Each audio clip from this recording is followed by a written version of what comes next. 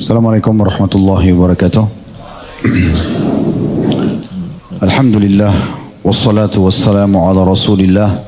Segala puji dan puja kehadirat Allah Subhanahu wa taala, juga salawat dan taslim kepada Nabi besar Muhammad sallallahu alaihi wa ala alihi wa sahbihi wasallam. Satu hari lagi ikhwan dan akhwat sekalian, Allah Subhanahu wa taala masih memberikan kita umur.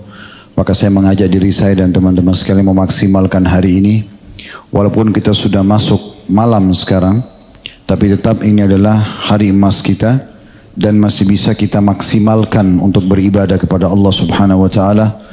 Apapun yang Allah mudahkan fikiran kita, hati kita, seluruh anggota tubuh untuk mengerjakan, maka kita kerjakan dari amal wajib dan sunnah.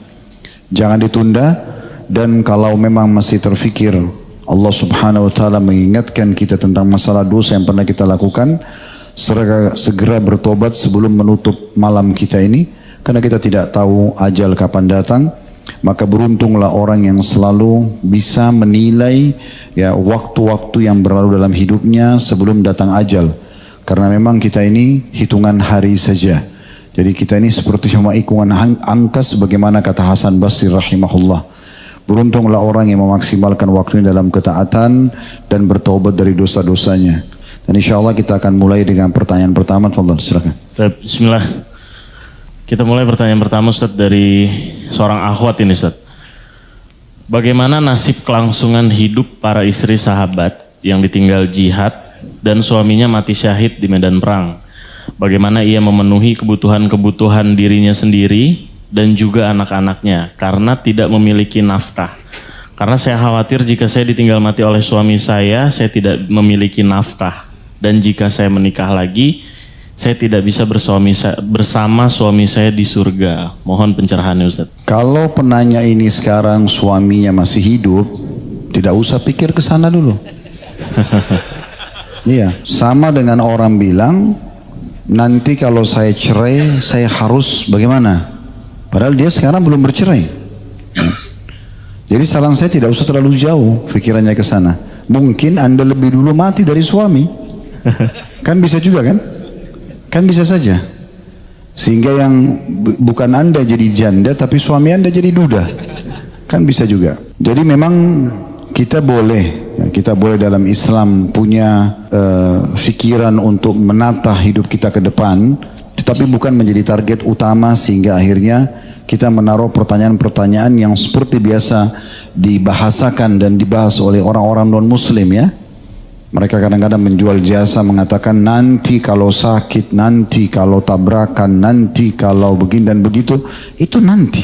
Allahu a'lam terjadi atau tidak, gitu kan? Sementara kita hidup dengan sekarang. Di sekarang ini permasalahan apa yang sedang kita hadapi itu yang kita pecahkan. Perbuatan apa yang bisa kita kerjakan, kita maksimalkan. Nah seperti itu. Ke depan kalau Allah masih kasih kesempatan baru kita lakukan. Itu dulu secara global saya jawab ini ya. Sekarang secara spesifik atau secara khusus kita menjawab ini. Kalau apa yang dikerjakan oleh para istri sahabiat atau sahabat Nabi yang meninggal suaminya mati syahid, ini saya tidak pernah telusuri secara khusus ya. Tetapi ada di antara mereka yang menikah lagi.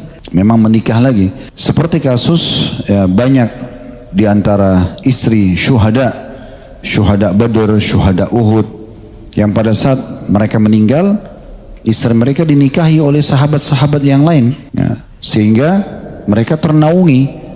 Satu sisi ya, si suami yang sekarang menikahi ini mengejar pahala untuk melindungi dan menikahi janda, masuk dalam hadis Nabi SAW, as-sa'i alal armala kal mujahid fi sabilillah, gitu kan. Jadi orang yang memang membantu para janda, dalam riwayat lain itu adalah dan orang-orang miskin, maka seperti orang berjihad di jalan Allah. Ada yang memang mengejar, dan ada juga di antara wanita-wanita ini yang menjanda karena mereka merasa diri mereka masih muda dan mereka khawatir fitnah, mereka menerima lamaran itu. Ada juga di antara mereka yang tidak menikah lagi, memang fokus mengurus anak-anaknya karena masih kecil-kecil.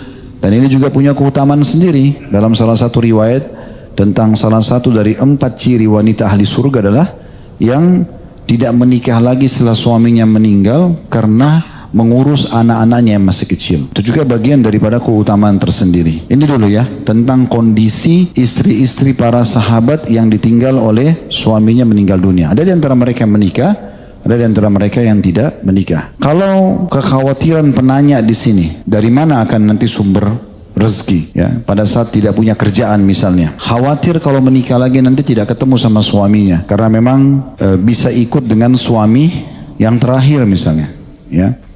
Saya akan jawab 2 poin ini. Yang pertama berhubungan masalah rezeki dulu. Ada hadis Nabi alaihi salatu wassalam, sehingga saya diriwayatkan Imam Ahmad hadis ini, tidak akan meninggal satu jiwa, tidak akan meninggal satu orang, dicabut ruhnya oleh Allah SWT sampai yustaufa rizku, atau akan disempurnakan rezekinya.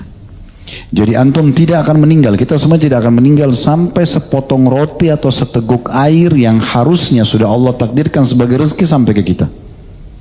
Pernah lihat nggak ada orang semasa hidupnya miskin nih, di akhir hidup tiba-tiba dapat warisan jadi orang kaya, setelah itu dia meninggal dunia? Ya memang harus sampai ke dia itu. Jadi memang rezeki itu sudah dicatat, kita tidak perlu khawatir tentang masalah rezeki. Makanya Nabi SAW mengatakan dalam hadis Bukhari, kalau kalian bertawakal kepada Allah sebenar-benar tawakal, maka niscaya Allah akan memberikan rezeki kepada kalian seperti Allah memberikan rezeki seekor burung yang keluar pagi hari dalam kondisi lapar, dia balik sore hari dalam kondisi kenyang. Sederhana, bukan cuma kita, semua makhluknya Allah ini Allah berikan rezeki setiap hari. Wa min dabbatin illa 'alallahi rizquha, kata Allah. Tidak ada hewan melata di muka bumi kecuali Allah sudah tentukan rezekinya. Pada Allah semua rezekinya. Jadi nggak usah khawatir soal itu. Nanti kalau saya meninggal bagaimana anak saya?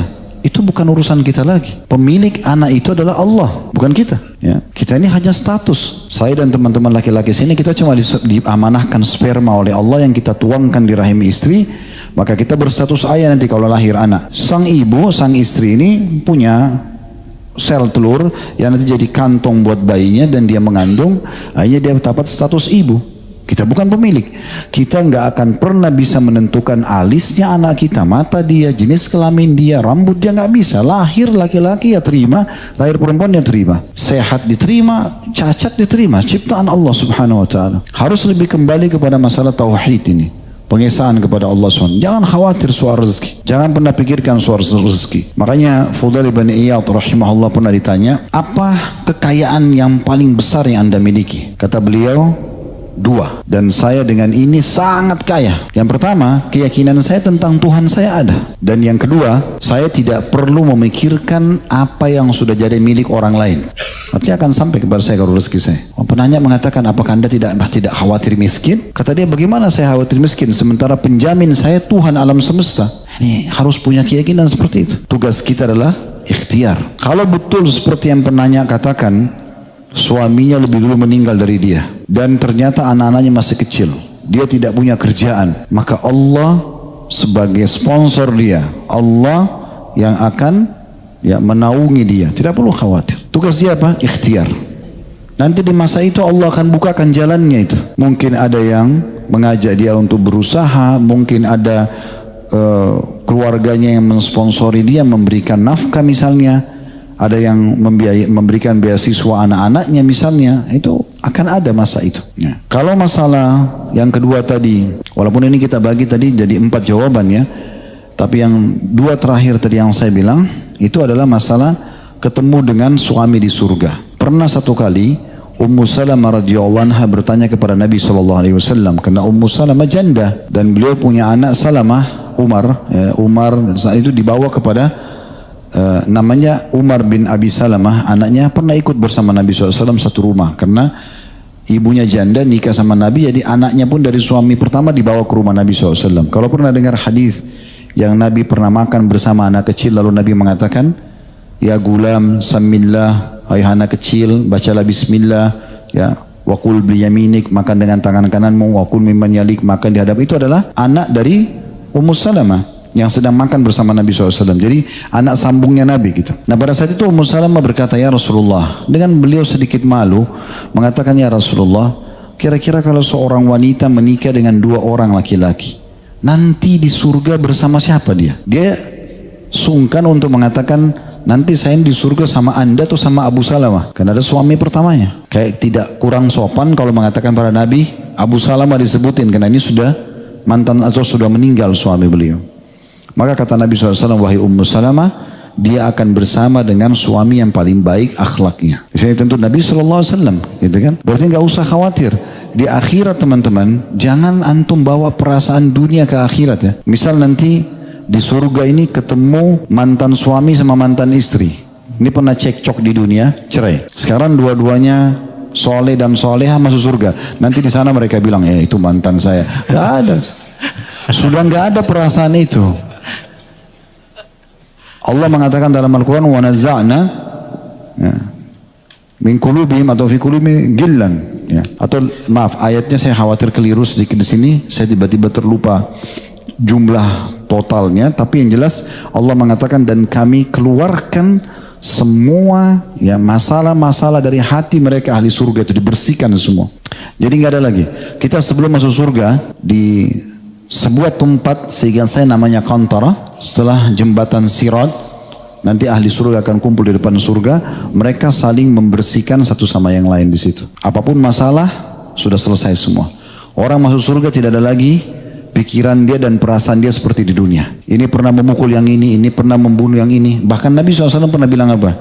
Allah tersenyum dengan dua orang yang saling bunuh-membunuh dan dua-duanya masuk surga. Kata para sahabat, ya Rasulullah, bagaimana bisa ini? Kata Nabi SAW, bertemu seorang muslim sama seorang kafir di kancah peperangan. Terbunuhlah si muslim ini, mati syahid dia. Berjalan waktu, si kafir yang membunuh muslim ini dapat hidayah masuk Islam. Dia pun ikut berperang, dia juga dibunuh orang kafir yang lain. Maka muslim yang pertama dibunuh dengan orang kafir. Yang kafir ini akhirnya juga masuk Islam dan meninggal mati syahid, sama-sama masuk surga. Ini nggak ada lagi nanti di surga, kamu dulu yang bunuh saya ya. Nggak ada, sudah berbeda. Jadi kondisinya tidak seperti yang kita bayangkan di dunia. Hati orang itu sudah suci, bersih semua di sana. Nggak ada lagi rasa iri, rasa marah, nggak ada lagi. Jadi walaupun nanti orang yang sedang bertanya ini, ya semoga insya Allah bersama dengan suaminya dan semoga panjang umur langgeng rumah tangganya ya. Amin. Ini kan kalau suaminya meninggal lebih dulu ya. Maka kalaupun dia bersama suaminya itu baik. Kalau Allah setelah suaminya pun meninggal beri dia laki-laki lebih baik dan dia di surga, tidak akan ada perasaan yang sekarang dirasakan tuh. Nanti merasa gimana sih kalau bukan sama suami saya, kecuali suami kita Rasulullah kan gitu. Itu lain gitu kan. Makanya Allah Subhanahu wa taala mengharamkan siapapun orang beriman untuk menikahi istri-istri Nabi ya. Waktu Nabi SAW meninggal, Aisyah itu masih sangat muda, 18 tahun, 19 tahun, masih muda. Tapi tetap dipanggil sebagai Ummul Mukminin, ibunya orang beriman, dan tidak boleh dinikahi oleh siapapun. Beda dengan istri sahabat gitu kan. Karena memang mereka akan bersama dengan Nabi SAW di akhirat sana selama tidak bercerai. Nah itu memang berbeda kondisi dan keadaannya.